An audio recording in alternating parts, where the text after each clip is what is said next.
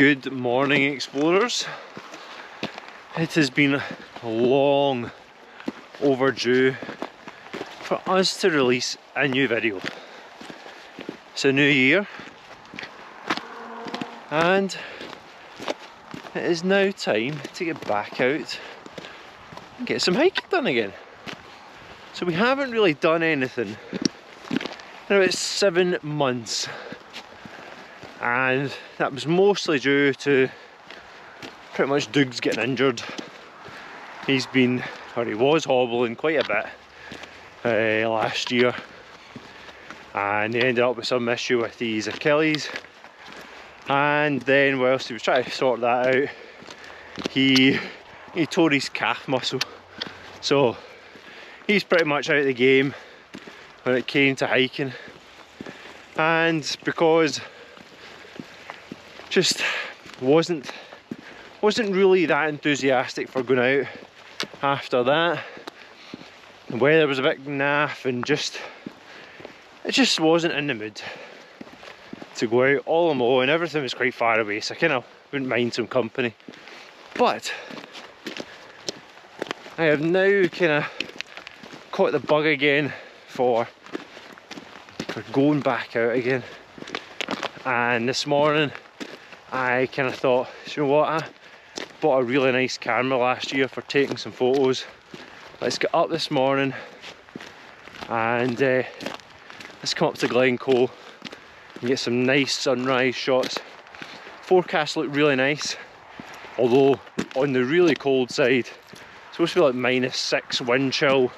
Just standing there, didn't feel like that, fortunately. But yeah, managed to get some snaps of the most photographed mountain in Scotland, and I think I'll pop a few in just now. Quite happy with a few of them.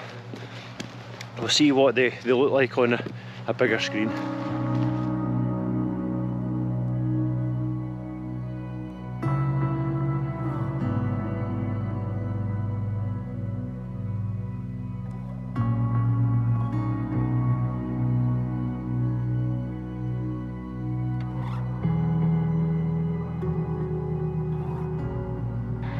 So I am just about to start the ascent.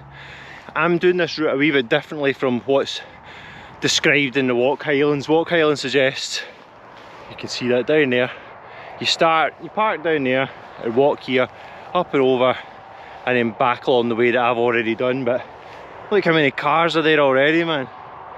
So I thought I'd leave that to the tourists and others visiting, and park further back that way. Do the long walk part, the long boring part to begin with, get that done, and then enjoy the views. But like I said earlier, it's been 7 months since I've been up any hill of any sort, so gonna how bad is this going to be? You know, like, I'm not going up a mountain, I'm not going up a Monroe, I'm not going up the Buachaille, but this one's, you know, it's still fairly high. So maybe cut to future Alistair right now. Let's see how bad it is. The sweat is pouring off me and I'm not even halfway up. And here we have it. You know more than I do right now about how this is going to turn out for me. And now a quick word from our sponsors, Craft Geek, who have provided us with the Variety Tripod. Just basically a small kind of form factor expandable tripod for basically if you're out in your travels. Instead of having to lug a massive tripod about, you can use something like this instead. It comes as like a bit of a selfie stick. It can be extendable. That's not even its full length there. And you also get a nice phone mount on the top. Also comes with a phone or tablet holder on the top there. Another couple of interesting things. It comes with 2 shoe mounts on there if you want to add any extra kind of kit to it. And if you've got the phone mount on top, then you get a third one there as well. The bottom of each leg is also slightly extendable as well.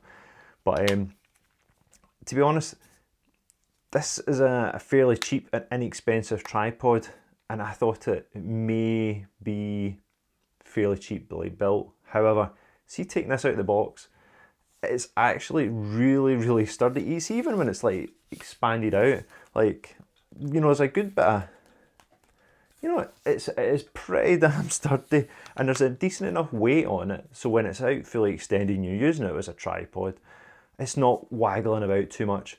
In one of our recent videos, I had my mirrorless camera on the GoPro 3-way, and it couldn't handle that at all. And certainly when you compare it to products like the GoPro 3-way, which is more expensive than this, the build quality of this is far better. Like the GoPro 3-way is plastic, you know, this is solid. I'm not entirely sure if it's fully metal. It's certainly not plastic, but it's pretty decent. I'd personally thoroughly recommend this, and I'm going to be using this for the foreseeable future when we're out hiking, doing some videos. If you are interested in getting your own one of these, we can offer you a small discount of 15%. So if you click the link in the description and put in our promo code HHikers15, you'll get 15% off your own order. So yeah, thanks again to Craft Geek.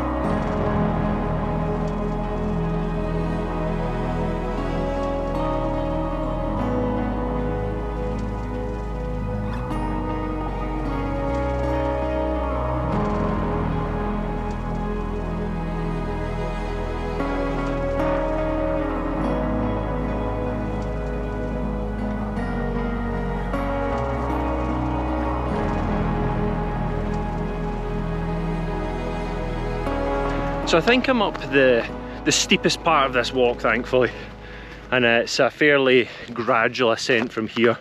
I don't even think I'm at 600 meters yet, and got a few hundred more to climb, but it's fairly steady. But I was like, it's been 7 months since we've been up a mountain, right? I haven't been sedentary in that time.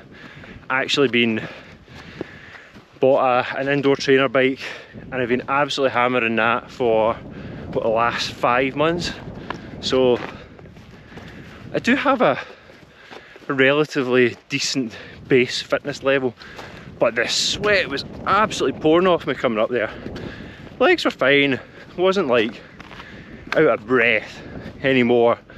Well, probably less than I normally am, thankfully, but oh my goodness, I don't know if the sweat was just due to wearing too many layers, or just it was just a wee bit harder than you would expect. But like I said, fairly straightforward walk from here, and it's actually rather busy today.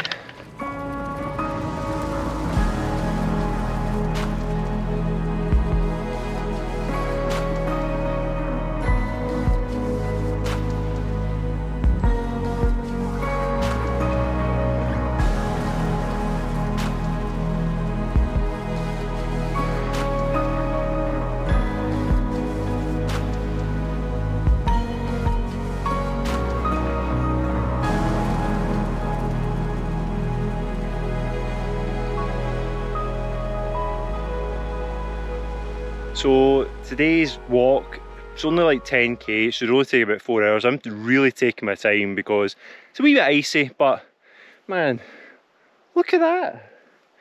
Why wouldn't you want to just stop and stare at it for a while, you know? Although, see, we haven't been up there. Like, it's right about here. That's how you get up. You're walking up. Like, right, so this is difficult to do when I'm looking at this wee camera. So you're kind of going up here, and then you kind of get to in between these two peaks, and then you walk that way up to the top. That just looks like a sheer wall of ice. I did see a video during the week of somebody taking their kid up there, and it looked very sketchy. I am not attempting that. I would need a lot more experience and winter skills to attempt that. Man, what a view.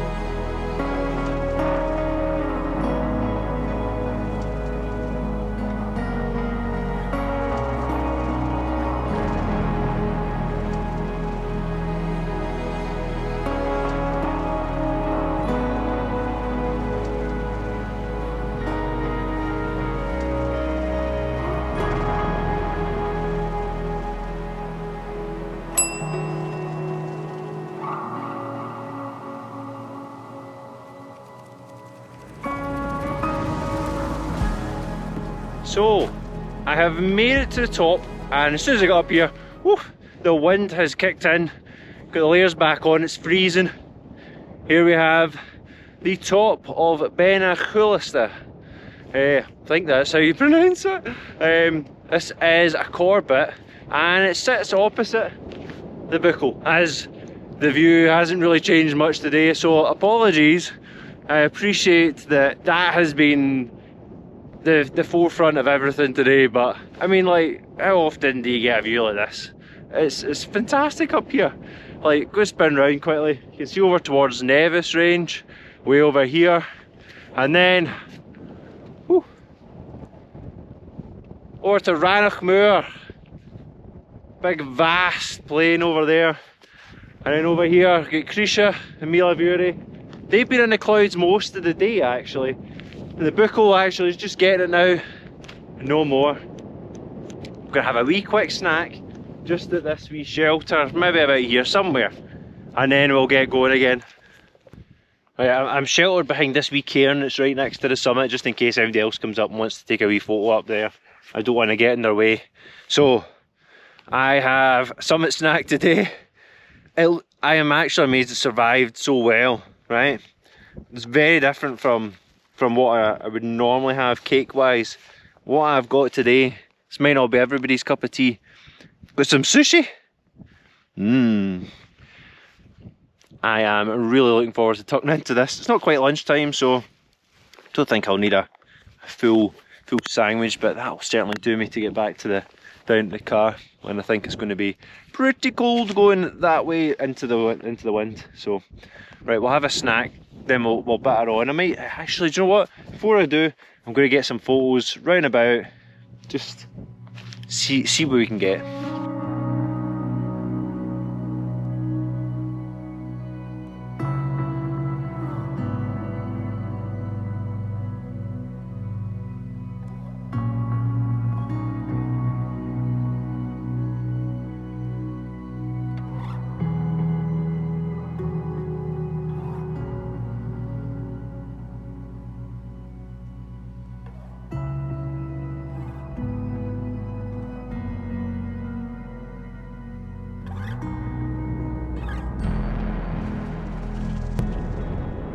So I'm heading down at the eastern side of Beinn.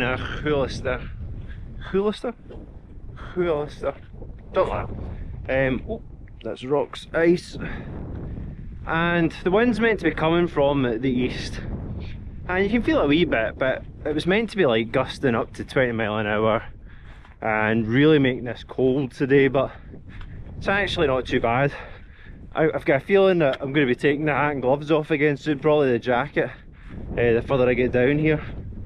But it's been a very pleasant day. I think most people have been going up and down the same side, whereas like I'm coming down this side. I wanted to get a different view.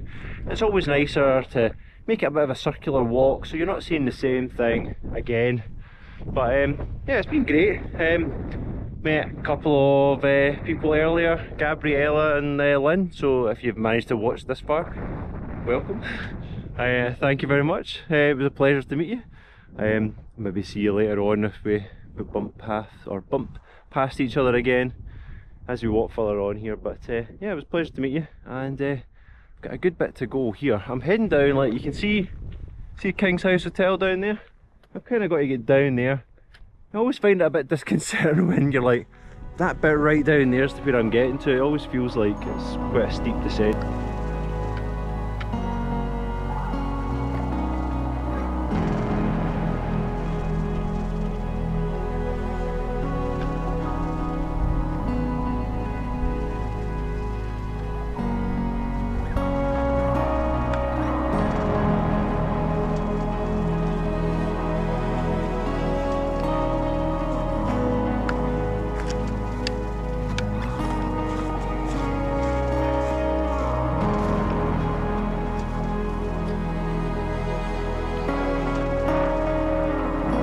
So that's the first hike of 2025 finished for me.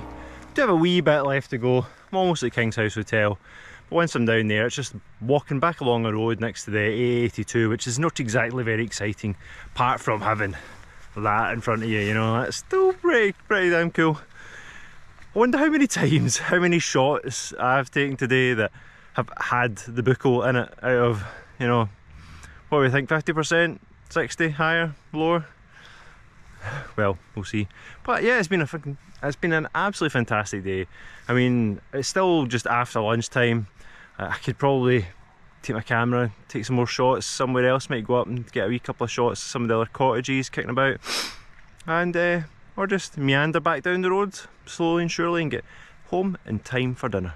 So if you have enjoyed the video, give us a wee thumbs up, consider subscribing so you can see more across 2025, and we have some extra activities planned, not just the Highland hikers. We might be the Highland bikers as well at one point in a couple of months time, so stick around and you'll get to see that too.